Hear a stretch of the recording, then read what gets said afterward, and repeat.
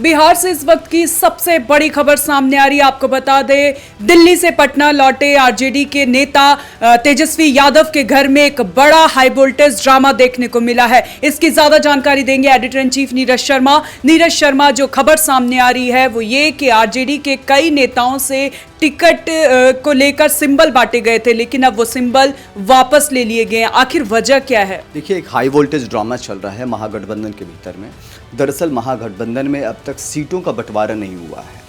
यानी कहने का मतलब है कि आरजेडी कितने सीटों पर लड़ेगी, कांग्रेस कितने सीटों पर लड़ेगी, मुकेश सहनी कितने सीटों पर लड़ेंगे, सीपीआई-एमएल के खाते में कितनी सीट होगी, इस तरह का कोई बंटवारा नहीं हुआ है। और इसके पहले ही सिंबल बांटने का खेल शुरू हो गया। पहले ये काम सीपीआई-एमएल और मुकेश सहनी के पार्टी वीआईपी ने की, और अब वही काम जो है आरजेडी ने भी किया। लेकिन जैसे ही आरजेडी ने इस तरीके से मनमाने तरीके से सिंबल बांटने की कोशिश की, इस पर कांग्रेस ने कड़ा ऐतराज़ जताया, और जिसके बाद राबड़ी देवी आवास पर पहले तो उनके घर पर सिंबल बांटे गए और फिर सिंबल वापस भी ले लिए गए। उन नेताओं को बुला करके उनसे सिंबल वापस भी ले लिए गए। तो ये सबसे बड़ी हास्यास्पद स्थिति बिहार की राजनीति में देखने को मिल रहा है। दरअसल हुआ क्या है साक्षी, इस बात को समझना जरूरी है कि कांग्रेस और आरजेडी दोनों जो हैं ज़्यादा से ज़्यादा सीटों पर चुनाव लड़ने की कोशिश कर रहे हैं। कांग्रेस 60+ सीट की डिमांड कर रही है और आरजेडी की कोशिश है कि वो कम से कम 140 सीटों पर चुनाव लड़े। अगर इस प्रोस्पेक्ट से देखते हैं तो करीब 243 में से 200 सीटें जो है कांग्रेस और आरजेडी अपने पास रखना चाहती हैं।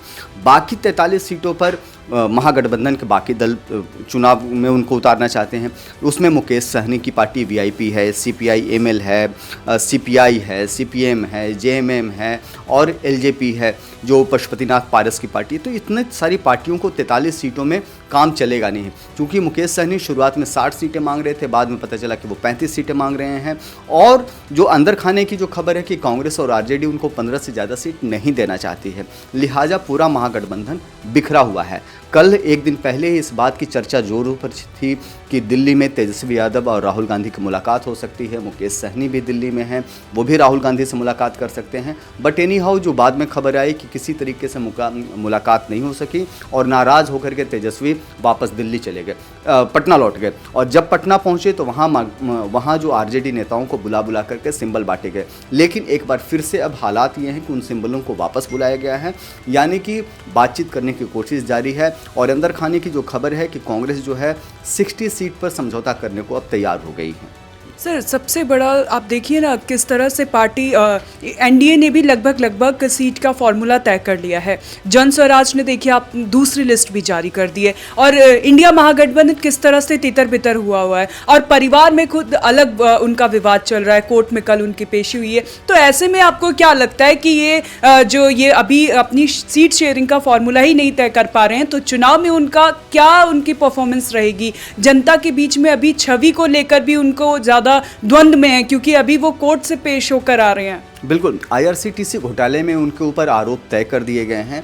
यानी बिहार चुनाव से ठीक पहले आरोपों की झड़ी लगी है, और अब सीबीआई की विशेष अदालत जो राउज एवेन्यू कोर्ट दिल्ली की है उसने आरोप तय किए हैं। और उसमें साफ साफ कहा गया है कि आईआरसीटीसी केस में टेंडर प्रक्रिया में दखलंदाजी की गई, उसको तोड़ा मरोड़ा गया, और ये सीधे सीधे काम में दखल देने का कारण है। और आईपीसी 420 के तहत भी उनके ऊपर अब केस जो है रजिस्टर्ड हुए हैं, उसमें आरोपित हो चुके हैं। तो आप समझ सकते हैं कि किस तरीके से वहाँ काम किया गया है। उन पर साजिश रचने का आरोप है, धोखाधड़ी का आरोप है। लालू यादव, राबड़ी देवी और तेजस्वी यादव, इन तीनों का नाम है।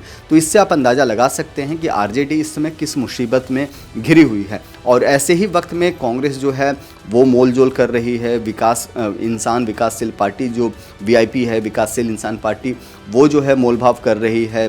तमाम अलग अलग महागठबंधन के दल जो है मोलभाव कर रहे हैं, और ज़्यादा से ज़्यादा प्रेशर बनाया जा रहा है इस बात के लिए कि जो है उनको ज़्यादा से ज़्यादा सीटें मिले। देखिए, सीपीआई-एमएल एक बड़ी सहयोगी पार्टी है, उसके करीब 17-18 विधायक हैं मौजूदा दौर में, और वहाँ भी सीट बंटवारे को लेकर के बहुत कसमकस है। जहानाबाद की एक सीट है, घोसी विधानसभा सीट है, वहाँ रामबली यादव सीपीआई-एमएल के पहले विधायक हैं, 2020 के चुनाव में वो जीते थे। इस बार फिर वो खड़े हो रहे हैं, लेकिन उसी सीट से एक दावेदारी आरजेडी में नए ताज़ा तरीन शामिल हुए जगदीश शर्मा के बेटे राहुल शर्मा की है। राहुल शर्मा की भी कोशिश है कि घोसी सीट जो है उनको मिले, लेकिन सिंबल अभी बांटा नहीं गया है। लिहाजा सबसे बड़ी परेशानी और सबसे ज़्यादा दिक्कत इसी बात की है कि महागठबंधन के भीतर ही ऐसे कई लोग एक दूसरे के सामने खड़े हैं जो सिंबल के दावेदार हैं और चुनाव लड़ना चाहते हैं। और सबसे बड़ी चुनौती अब इस बात की है कि उन दावेदारों को कैसे मनाया जाए। सहयोगी दलों को तो मनाया ही जाए, साथ साथ उनके दावेदारों को भी मनाया जाए, और ये सबसे बड़ी चुनौती होगी और इसका खामियाजा भी भुगतना पड़ सकता है महागठबंधन। सर बहुत बहुत धन्यवाद आपका। तो ये बड़ी खबर बिहार से आपको बता दें, आरजेडी में हाई वोल्टेज ड्रामा देखने को मिल रहा है और महागठबंधन के नेता कोई नाराज हैं तो मतलब हर कोई तितर बितर नजर आ रहा है। तो आरजेडी इन सबको एक साथ कैसे लेकर आती है ये तो समय ही बताएगा। इस पर जो भी अपडेट आएगा हम आप तक पहुंचाएंगे। आप बने रहे हमारे साथ और देखते रहे one nation one group news.